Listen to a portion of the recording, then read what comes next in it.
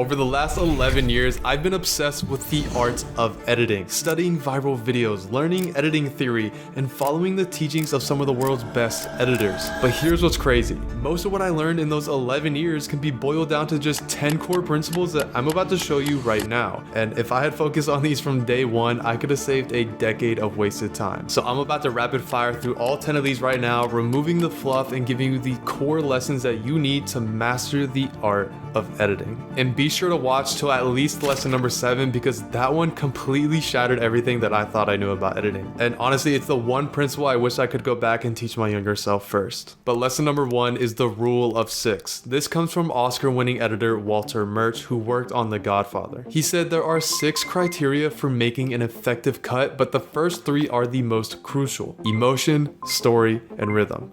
Let's break it down. Emotion is the feeling you want the viewer to experience in every moment of your video. If your viewer doesn't feel something, they're gonna stop watching. Your job as an editor is to guide emotion with every shot, cut, music choice, or pacing decision. Story is the narrative arc of your video. It's not just what happens, but why it matters. Even a vlog or a challenge video has a story. The most basic story structure is setup, conflict, then resolution. Without a story, your edit is just a collection of clips. The story gives purpose to each scene, and it answers the questions: who is the hero? What do they want?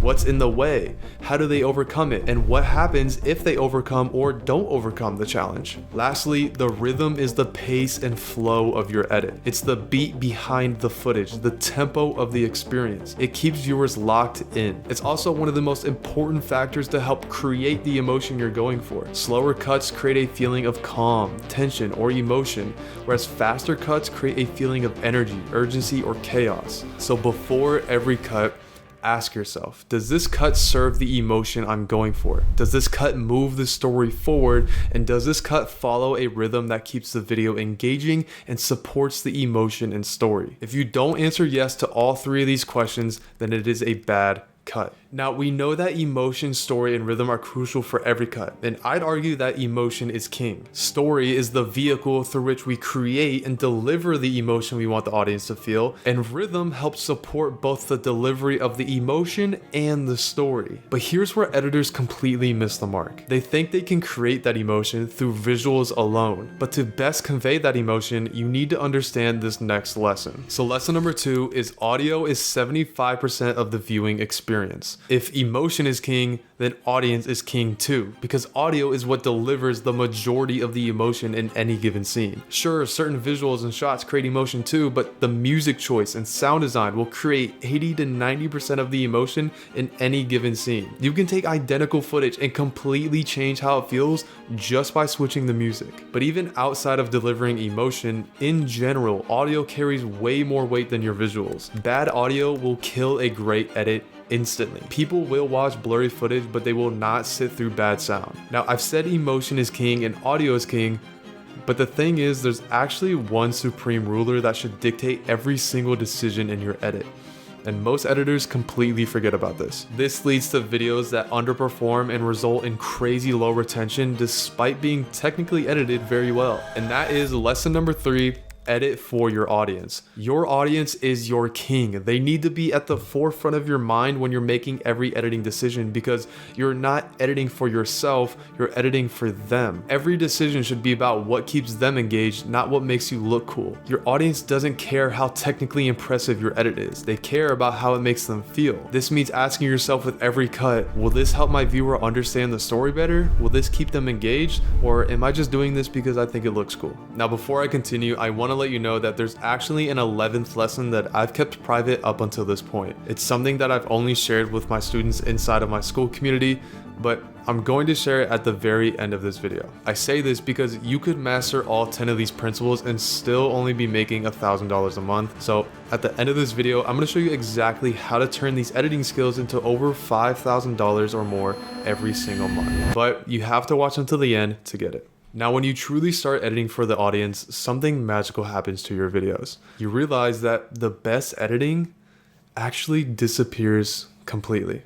It becomes less noticeable. And that happens for a reason, because lesson number 4 is your editing should be invisible. The best editing goes unnoticed. If viewers are actively thinking about your cuts, noticing your transitions or your effects, you failed as an editor. Great editing should guide the viewer's attention without them realizing they're being guided. The goal is to create a seamless flow where your audience is so engaged with the content that they forget they're watching an edited video. Every cut should feel inevitable, like it's the only logical place to cut. But when you're trying to make your editing invisible, there's a dangerous trap that most people fall into. They get so caught up in perfecting every little detail that they lose sight of what actually moves the needle. I've had to learn this the hard way over the years.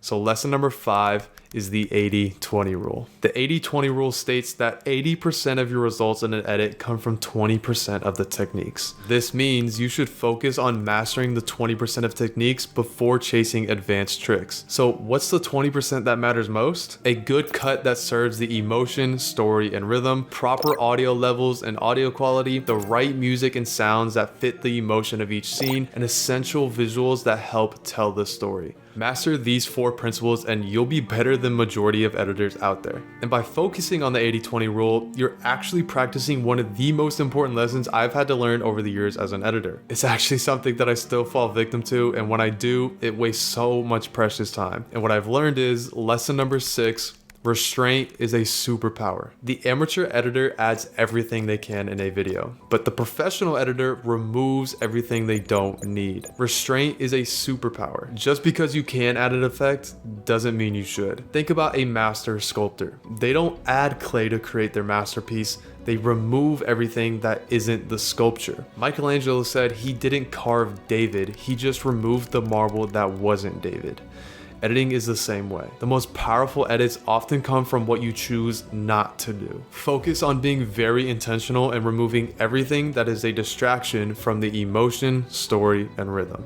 So now that you know that restraint is a superpower and sometimes less is more, the next lesson is something practical you can start doing today that completely changed my editing process and helped me create highly focused videos with insane retention. And I actually learned this tactic from Hillier Smith in his online editing course, and that is lesson number 7, pre-plan your edits. I used to be the editor who would just dive straight into the timeline and start cutting, hoping the video would somehow come together in the end. But the professionals take a much different approach. They plan the edit first. And here's Hillier Smith's sticky note technique that I now use on every single project. You first write every event that happens in your video on a sticky note. Then organize each sticky note into 3 sections. Act 1, setup. Act 2, conflict, and Act 3, resolution. You can find a wall or a desk to do this on. This structures your videos into 3 acts, helping you tell a better and more focused story. But here's where the magic happens. Once you're done scrubbing through all your footage and writing out every event,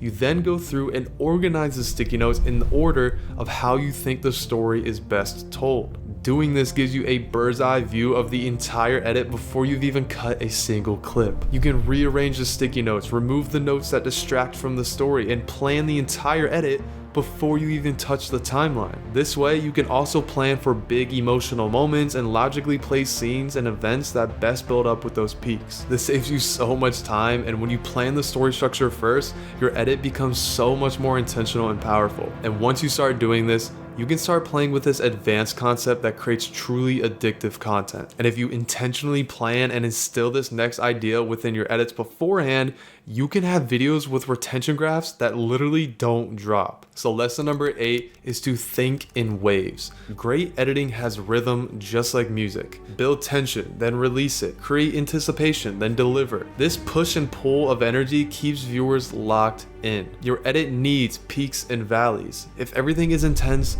nothing feels intense. If everything is calm, people will get bored. So here's how to apply this. When you're pre-planning your edit, plan for the emotion and rhythm of each scene as well. Layer scenes and moments that build in energy and drop in energy to keep the audience engaged. This is the 20% of work that will create 80% of your results. Editing is not about the fancy animation you created 2 minutes into the video. It's about the roller coaster journey that you create for the viewer from start to finish. But here's where most editors get this wave concept completely wrong. There is a huge misconception on YouTube nowadays that everything needs to be fast. Fast cuts, fast pace, fast effects, no dead space, explosions everywhere. But what most editors forget to realize is Lesson number 9. Silence is just as powerful as sound. See what I did there? That tension I created made you lean in, made you focus. It created contrast. It made this moment feel more important than if I had just rushed through it. A few years ago, I was running a production company with a partner. We worked our asses off and only made $30,000, but we got millions of views on our content and started working with some big names in the music industry. On the surface, it looked like things were great, but behind the scenes, it was a complete disaster. Constant arguments, stress, negative bank accounts. Then after everything we went through, I only walked away with $2,000 out of the 30,000. Notice that silence you just felt? That's the power of letting a moment breathe. Those pauses made you feel the weight of what I went through, the disappointment, the frustration of working for basically nothing. Strategic silence creates an impact more powerful than any sound effect. Most editors are terrified of silence. They think every second needs to be filled with music, sound effects, or dialogue. But the professionals use silence to create contrast, to build tension, or to give weight to important moments. So don't be afraid of the quiet moments. They're often the loudest. And that brings us to the final lesson, and this is one that has probably saved me thousands of hours of work at this point, and that is lesson number 10. Finish over perfect. A finished edit that is 80% perfect beats a perfect edit that never gets completed. Perfectionism is the enemy of progress. Ship your work, learn from it, and get better on the next one. Because here's the honest truth. You will never create the perfect edit. There will always be something you could tweak, improve, or change. But while you're endlessly tweaking, other editors are finishing projects, getting paid, and getting better. The only way to become a great editor is to edit a lot, not to edit one thing forever. Each project teaches you something new, but only if you actually finish it. So set deadlines for yourself and stick to them. When you hit that deadline and your video is 85% finished, just export it. The feedback and experience that you get from completing projects is worth way more than the extra 15% that you might be able to squeeze out just from endless tweaking. Now, here's the thing that nobody talks about.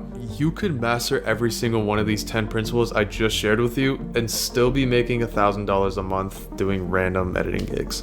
I see this all the time. Editors who spend years perfecting their craft, obsessing over every cut, nailing the fundamentals, but they're still struggling to pay the bills. The problem isn't your editing skills. The problem is that nobody taught you how to actually get paid for those skills. So lesson number 11 is skills don't pay bills. Value does. After 11 years, I've come to realize that you can be the most technically perfect editor in the world, but if you don't know how to find clients, solve their problems, and charge what you're worth, you'll stay stuck making $1,000 to $3,000 per month forever. The editors making $5,000 to $10,000 per month are not necessarily better at editing than you. They're just better at creating value for their clients. They understand that clients pay for the results you deliver. Elon Musk is quoted saying, "Your income is directly proportional to the difficulty of the problem you solved." High-paying clients aren't looking for editors. They're looking for problem solvers. They have a challenge: low views, low retention, poor conversion rates, and content that doesn't connect. The editors making real money position themselves as the solution to these specific problems,